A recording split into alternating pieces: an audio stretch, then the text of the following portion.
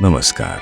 सुनिए जरा, मैं आपका स्वागत है। मेरा नाम है रोहित दुबे और मैं आपको सुनाने जा रहा हूँ शम्सुर रहमान फारूकी द्वारा लिखी कई चांद थे सरे आसमां का 26वां बाब। William Fraser. इस बातचीत के 8वें या 10वें दिन एक चौबदार और सोंटा बरदार नवाब यूसुफ अली खां रुक्का और रुपयों के 10 तोड़े लेकर वजीर खानम के दरवाजे पर हाजिर हुए। नवाब वाली जनाब ने रुक्का फारसी में और अपने मुबारक हाथ से लिखा था। मफहूम यह था कि हुस्न की दौलत में बढ़ोतरी और इकबाल के हमेशा कायम रहने की दुआ के बाद वजीर खानम सलमा मतलब सलामत रहें।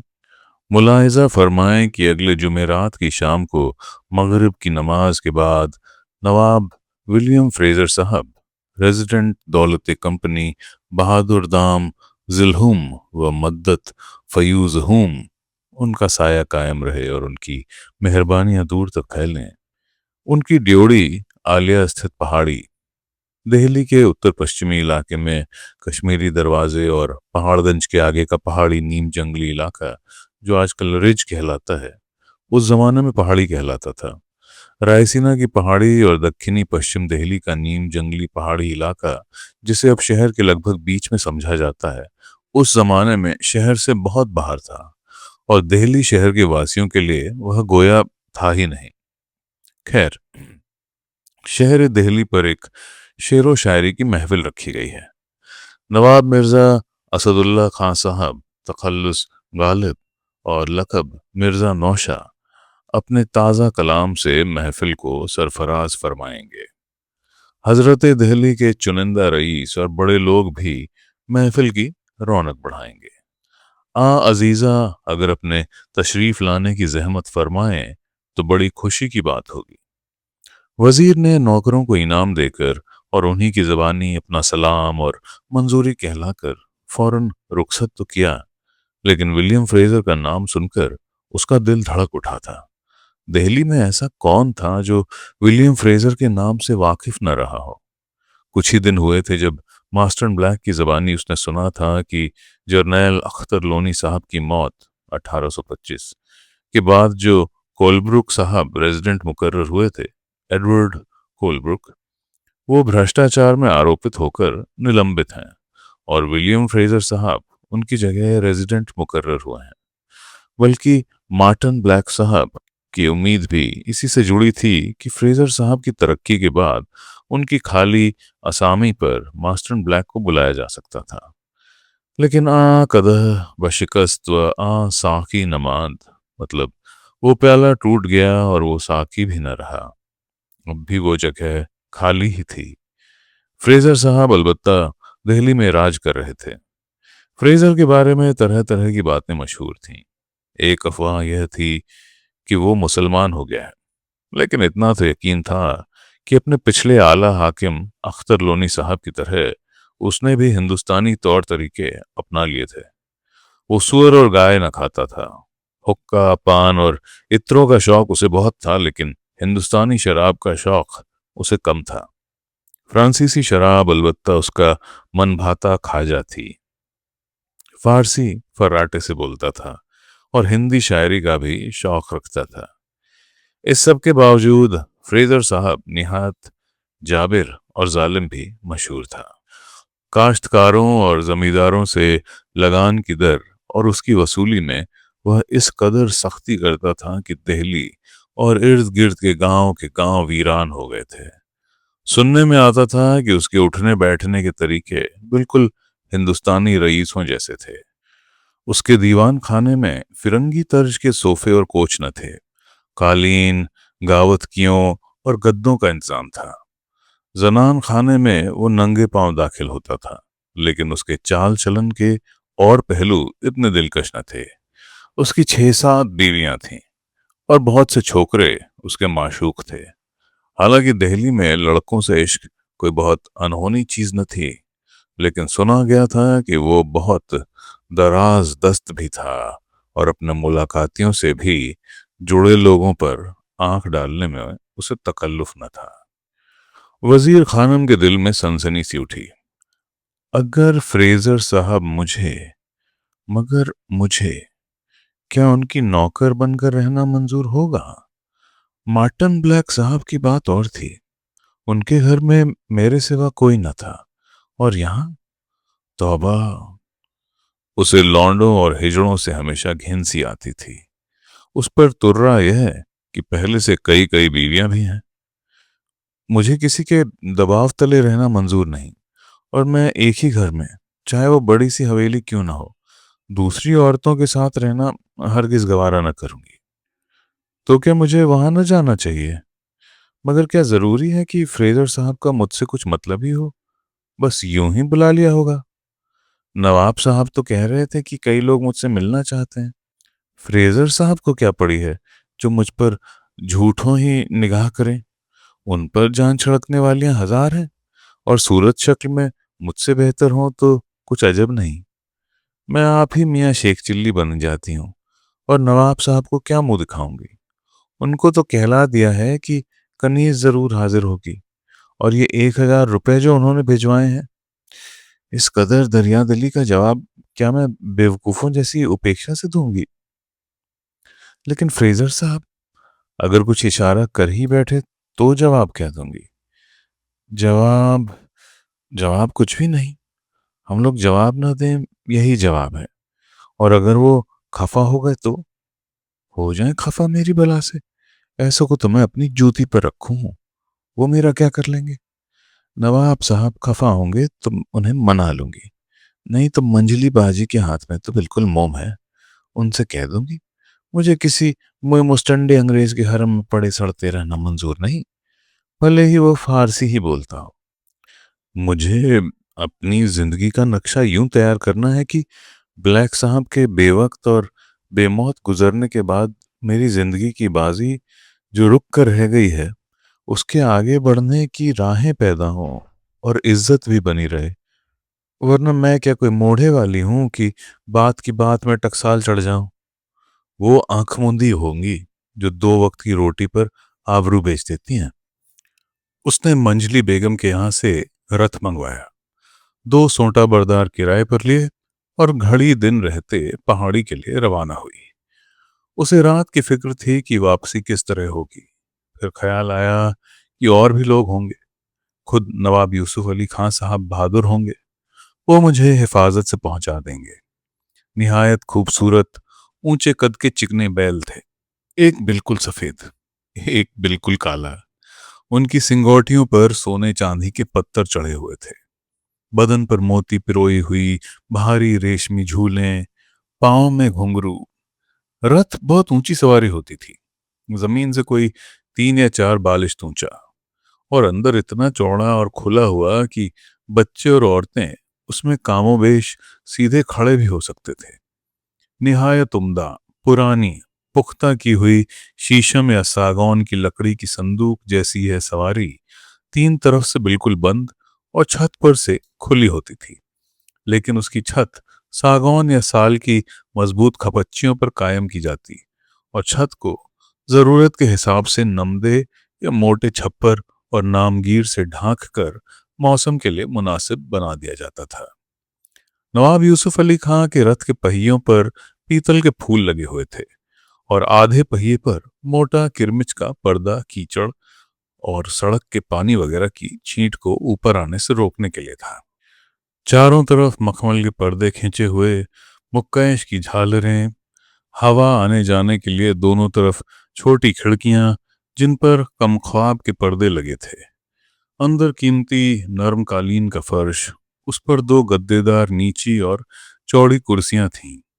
सामने नौकरानी के बैठने के लिए लकड़ी का संदूक, जिसके अंदर खाने का खुश्क सामान जरूरत के हिसाब से रख लिया जाता था, वरना उसे आमतौर पर फालतू गद्दों, चादरों, कीमती सामान, बर्तन वगैरह रखने के लिए इस्तेमाल करते थे। पानी के झज्झर और पीने की दूसरी चीजें बाहर रथवान के पास रखी जाती थीं। बनावट के हिसाब से रथ और नालकी बहुत मिलती जुलती होती थीं, लेकिन रथ में जगह ज्यादा होती थी, और वह 4 पहियों की सवारी थी जिसे 2 या 4 बैल खींचते थे। इसके बरखिलाफ नालकी में पहिए न थे। पालकी की तरह उसे भी कहार उठाते थे, जो आमतौर पर 8 होते थे। नालकी के साथ सोंटा बरदार और कभी कभी चोबदार भी होते। पालकी उठाने के लिए 4 कहार होते थे और उसके दरवाजे पर भारी पर्दा होता था। इसके बरखिलाफ नालकी रथ की तरह एक छोटा सा हुजरा होती थी और उसका दरवाजा लकड़ी का होता था। नालकी में थोड़ा बहुत जरूरी फेरबदल करके उसे बेगमों के हाथियों पर हौदे की तरह इस्तेमाल करते थे। नालकी और रथ दोनों में आगे की तरफ जड़ाऊ छज्जा सा निकला होता था, जिसका असल मकसद तो शान में इजाफा करना होता था। लेकिन रथबान बारिश या धूप के मौसम में उसके नीचे बैठकर खुद मौसम से महफूज रहता था। पहाड़गंज की ईदगाह और फिर ख्वाजा बाकी बिल्लाह साहब की दरगाह से होकर वजीर खानम का रथ पहाड़ी की हल्की चढ़ाई को आसानी से पार करता हुआ सराय के पीछे निकला, जहां से अरावली की असल पहाड़ियों का सिलसिला शुरू हो जाता था। और चढ़ाई सख्त होने के अलावा दोनों तरफ दूर तक मालती, छियूल, बबूल और झड़बेरी के घने जंगल भी थे। बरसात के उपजाऊ मौसम ने पुरानी झाड़ियों और दरख्तों को हरियाली से लाद कर मालदार बना दिया था, और झाड़ियां जो आम हालात में मुरझाई हुई या नापैद होती, अब हर तरफ हाथ पांव फैला रही थीं। सराय की रोशनियां दूर होकर धुंधली या गायब हो गई थीं, लेकिन साहब रेजिडेंट बहादुर की कोठी के आसपास दूर तक चिरागा था। बड़े फाटक पर कंवल, मृदंग और अंग्रेजी लालटेनें रोशन थीं। हर तरफ सिपाहियों की संगीनें और कलगियां चमक रही थीं। वजीर खानम के रथबान को मामूली पूछताछ के बाद अंदर जाने की इजाजत मिल गई। अंदर का लंबा रास्ता मोड़ खाकर दाईं तरफ कुछ और चढ़ाई लिए हुए था। बुलंद कुर्सी पर खड़ी ऊंची सफेद कोठी के बाहरी बरामदे के रंगीन गोल मोटे खंबे, जो फिरंगी तर्ज की मेहराबों को टेके हुए थे, दूर ही से नजर आ रहे थे। मेहराबों पर फिरंगी तौर की जालियां और कंगनियां थीं, और हर मेहराब में एक फानूस लटका हुआ था। चारों तरफ जंगल से ढकी हुई लंबी चौड़ी सफेद और रोशन कोठी मलाई मक्खन का बना हुआ कोई अंग्रेजी केक लग रही थी, लेकिन उसके सफेद और देखने में हल्के रूप रंग के बावजूद वो अंदर से बहुत मजबूत और किले जैसी थी। दिन की रोशनी में देखा जाता तो कोठी की किले जैसी बनावट का अंदाजा हो सकता था।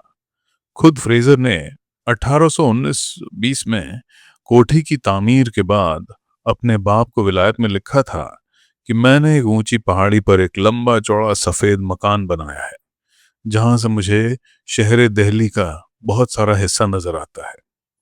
A large white house on top of a hill, from the top of which I am getting a large view of Delhi. कहा जाता था कि ये कोठी उस जगह बनी है जहां आज से 500 बरस पहले तैमूर लंग ने दिल्ली पर अपना पहला पड़ाव डाला था। इस कोठी के बारे में नीचे लिखे हुए किसी के शेर उस जमाने में बहुत मशहूर थे।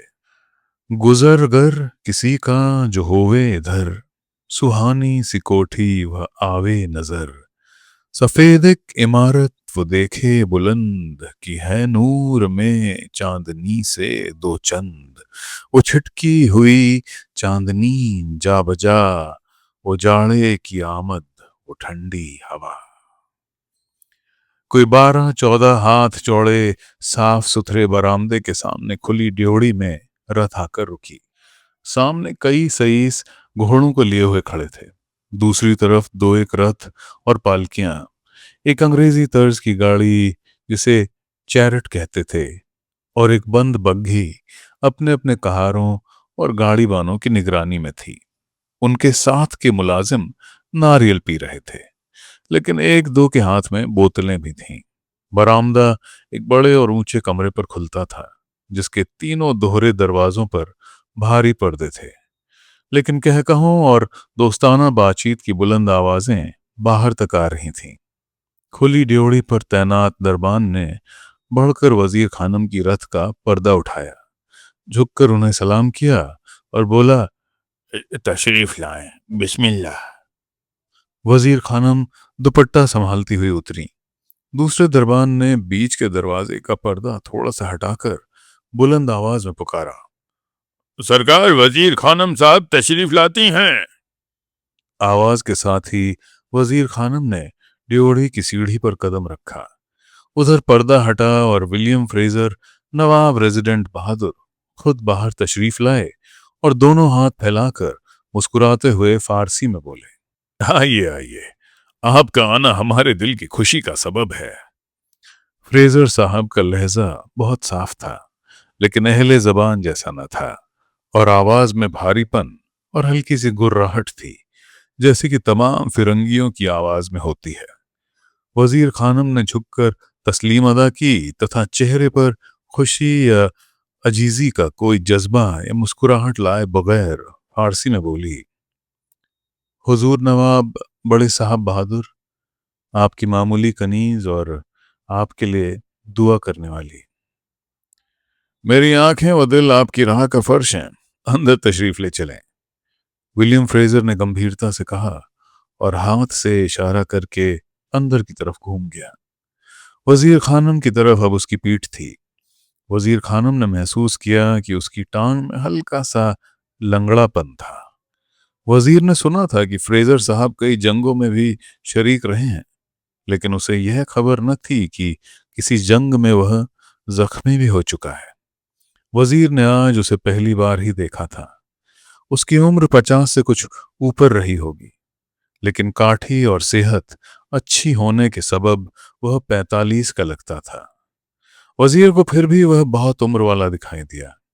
अलबत्ता इस बात पर उसे कुछ हैरत हुई कि वह लंबे कद का न था। अंग्रेजों के मुकाबले में हिंदुस्तानी आमतौर पर छोटे कद के होते थे, लेकिन फ्रेजर साहब का कद आम हिंदुस्तानियों से भी कुछ दबता हुआ था। उसकी मूछें लाली लिए हुए भूरी, बहुत घनी, कुछ राजपूती, कुछ मुसलमानी तर्ज की थीं। मोटे गलमुच्छे नीचे ठोड़ी पर भूरी दाढ़ी में बदल गए थे, जिन्हें राजपूती अंदाज में बीच से फाड़कर इस तरह फैला लिया गया था कि ठोड़ी पर मांग बन गई थी, लेकिन ठोड़ी में वह मजबूती न थी जो सख्त ठोस किरदार की अलामत कही जाती है। घनी दाढ़ी के बावजूद ठोड़ी की कमजोरी कुछ कुछ झलक रही थी। बड़ी बड़ी आंखें, सीधी सीधी सुतवा नाक, होंठ कुछ मोटे और पान की सुर्खी से रंगीन, चेहरे पर खुशमिजाजी, लेकिन आंखों में कुछ अजब तरह की हल्की सी वहशत की चमक थी।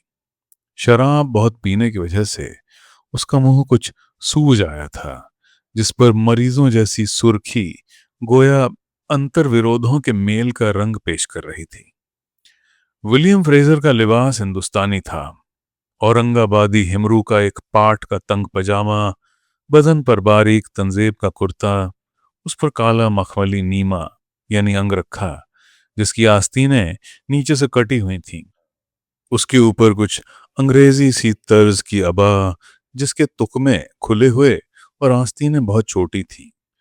8 उंगलियों में बेशकीमती अंगूठियां, गले में सच्चे मोतियों का हार, पांव में जरी के काम की नोकदार जोधपुरी जूती, सिर पर सुर्ख सियाह बूटियों का रेशमी बलदार चीरा।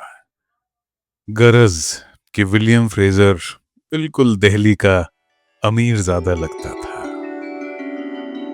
तो दोस्तों, ये था कई चांद थे सरे आसमां का 26वां बाब। लाइक, सब्सक्राइब और शेयर करना मत भूलिएगा। अगला बाब हम जल्द ही लाएंगे। सुनने के लिए शुक्रिया।